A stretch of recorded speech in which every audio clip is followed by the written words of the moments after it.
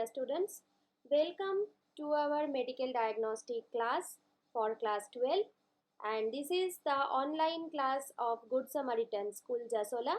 So today we are going to start our topic that is named as anemia, and already you have learnt about the hemopoiesis process. That means how the blood cells are produced from the pluripotent stem cell or hematopoietic stem cell.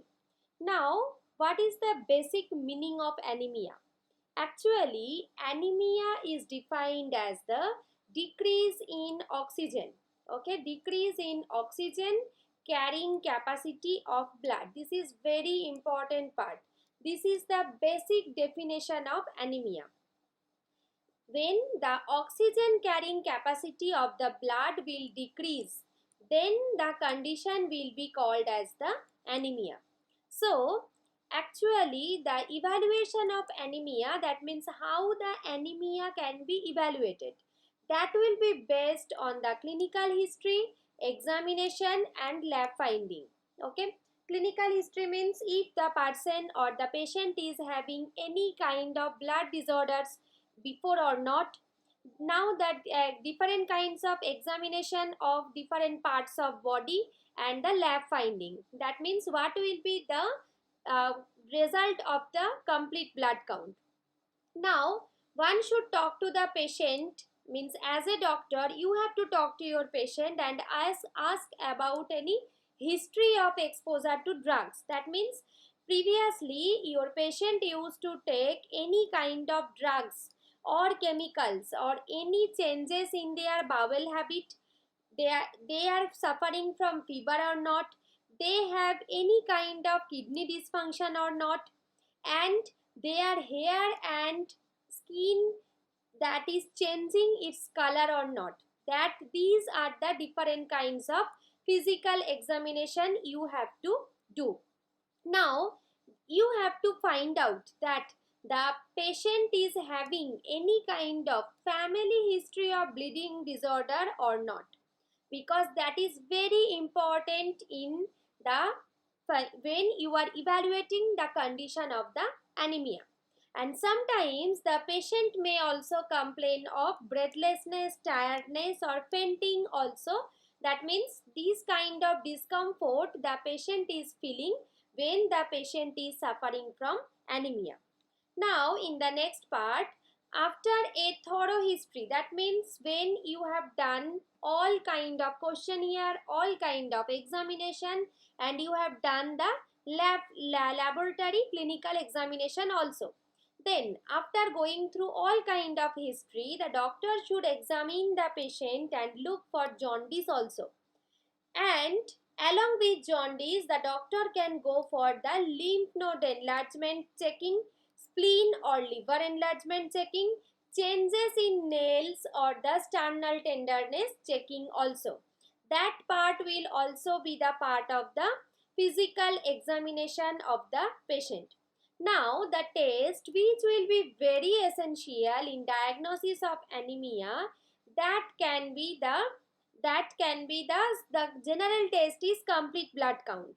In addition, the patient can do the another blood test like the TLC, total leukocyte count. So automatically the patient can find these low TLC, low platelet count and presence of abnormal cells also. Reticulocyte count may be increased or decreased depending on the cause of anemia. That means what kind of anemia. So you can diagnose the condition based on the reticulocyte count also. Now let us see how we can do that. The first type is called as the microcytic anemia. Microcytic anemia, what is happening? You know that microcytic anemia, the unit is called as the femtoliter. So femtoliter means that is the mean corpuscular volume. Okay, mean corpuscular volume unit is femtoliter. If that is less than 80, so it will be accompanied by the low mean corpuscular hemoglobin and mean corpuscular hemoglobin concentration. then it will be called as the microcytic hypochromic anemia.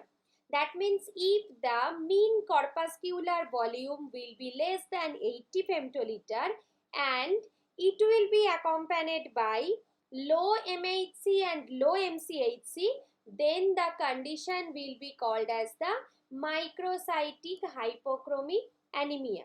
So if one examines the peripheral blood film of the patient, so the cell size will be very less in size, very less. Cell size will be less. So that's why it is called as the microcytic cells. Common clinical condition can be seen in the iron deficiency anemia or thalassemia. The second case is called as the macrocytic anemia. What is happening here?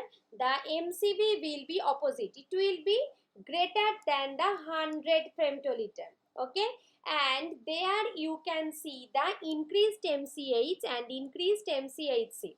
That means increased mean corpuscular hemoglobin and increased mean corpuscular hemoglobin concentration. Peripheral blood examination. In peripheral blood examination, you can see the RBCs are bigger in size than the normal range. Okay, and these anemia can be happen due to the vitamin B12 or folic acid deficiency. Okay, and it can be termed as the megaloblastic anemia also.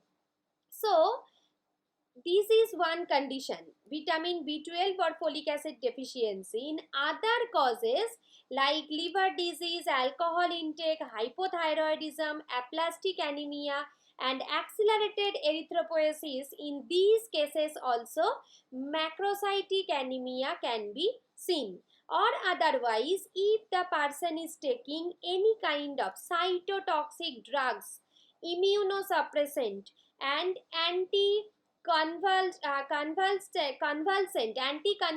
that means when the person is feeling the dizziness or nausea, so if the person or the patient is taking any medication, okay, just to avoid the convulsion, so that kind of medication is called as the anticonvulsant. So if the patient is taking this kind of treatment, then also macrocytic anemia can be caused. And the last one is the normocytic anemia. In normocytic anemia, usually the MCV that will be in the normal range. The normal MCH and MCHC also can be seen, but there will be the reduction in the RBC count. That means the cellular volume is normal, cellular concentration will be normal, but the count will be reduced. So then it will be called as the normocytic anemia.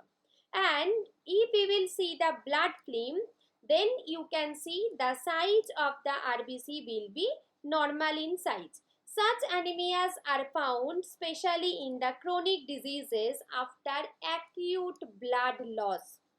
If the person has suffered from acute blood loss, okay, or any kind of chronic diseases, then only this kind of anemia can be occurred. Otherwise, it can be hemolytic anemia also. So these anemias are marked by the increased red cell destruction. That means when there will be too much red cell destruction, then only this kind of anemia, normocytic anemia, can be caused. So various tests can be done just to find out, like the reticulocyte count, serum unconjugated bilirubin, serum LDH, serum hepatoglobin, serum hemoglobin, urine hemosiderin and urine urobilinogen, that will be helped to detect such kind of anemias. Okay, and in these condition where there are found the hereditary spherocytosis, autoimmune hemolytic anemia and G6PD, that is glucose 6-phosphate dehydrogenase, glucose 6-phosphate dehydrogenase deficiency also, they are also, you can see these kind of normocytic anemia. So in all kinds of anemias, you have to learn about the condition first.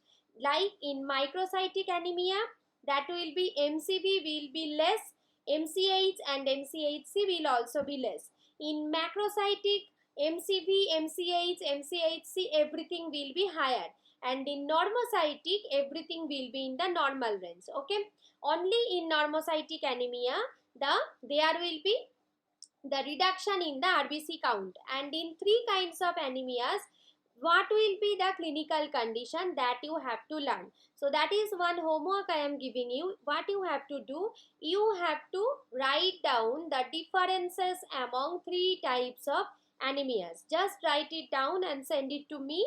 Okay, so I will check that. That is very important part. Now let us see some questions. You have to do the answers of all these questions. Okay, you just note down all the question and you have to write the answers also. Then you have to submit your notes to me. Thank you very much.